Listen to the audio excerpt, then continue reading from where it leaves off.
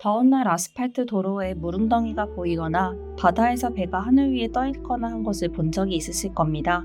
신기루라고 불리는 현상이죠. 불안정한 대기층에서 빛이 굴절되면서 생기는 과학적 현상입니다. 그런데 과거에 이 신기루는 이 세계를 대표하는 존재였습니다.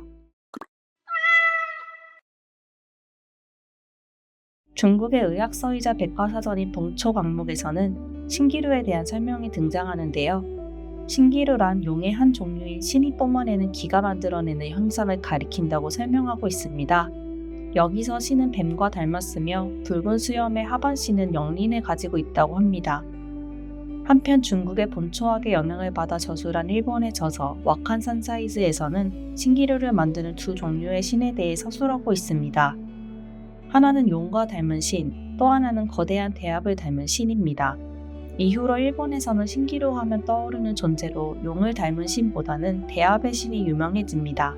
요괴와 유령 등을 백화사전처럼 소개한 홈자크 샤크 슈이에서는 신은 대합이다 라고 하며 거대한 대합 그림을 실었습니다. 거기에는 바닷속에 나타난 대합이 구름 형태의 길을 뿜어내고 있는데 그 위에는 중국의 이미지를 연상시키는 도시의 배경이 보입니다.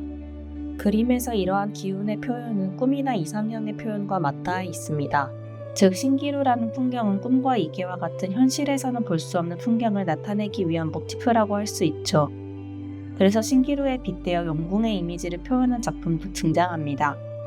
우타가와 구니요시의 이 작품은 우라시마 타로가 거북이를 도와줘 용궁으로 초대받았다는 전래동화의 한 장면을 그린 것입니다. 바다를 배경으로 앉은 우라시마 타로와 그 곁에는 거북이가 있는데 이 거북이가 대합신처럼 길을 뿜어서 용궁의 이미지를 보여주고 있습니다.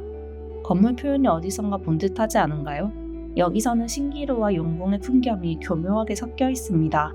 18세기의 문헌 산슈 기담에는 이러한 이야기가 적혀 있습니다. 가라시마에서 다리 사이로 해안가를 바라보면 반드시 이국의 집들 혹은 다른 세계의 집들이 보인다고 한다. 따라서 많은 이들이 다리 사이로 풍경을 엿보려고 했다. 중국식 복장을 한 사람들, 중국식 머리 스타일을 한 여자와 아이들이 손에 깃발을 들고 다니고 있는 모습이 보인다고 한다. 가라시마는 신기루가 자주 관찰되는 도야마현에 위치한 섬입니다. 이 문헌에서는 신기루라는 말이 꼭 집어 등장하지는 않지만 정황상 신기루를 의식하며 이야기를 서술한 듯합니다. 그리고 다리 사이로 엿본 이계에는 마찬가지로 중국의 색상이 짙은 세계가 펼쳐지고 있습니다. 눈에 선하게 보이지만 실제로 닿을 수 없는 신기루는 환상에 대한 열망을 자극하는 울림을 가지고 있습니다. 그것을 어렴풋이 알고 있었기에 옛날 신기루 속 풍경은 이상향으로도 여겨졌고 그 이미지에 중국이 있었던 것으로 보입니다. 일본 미술에서는 대합이 신기루를 만들어내는 그림뿐만 아니라 대합 자체가 이 세계를 품고 있는 것처럼 표현한 공예품도 제작되었습니다.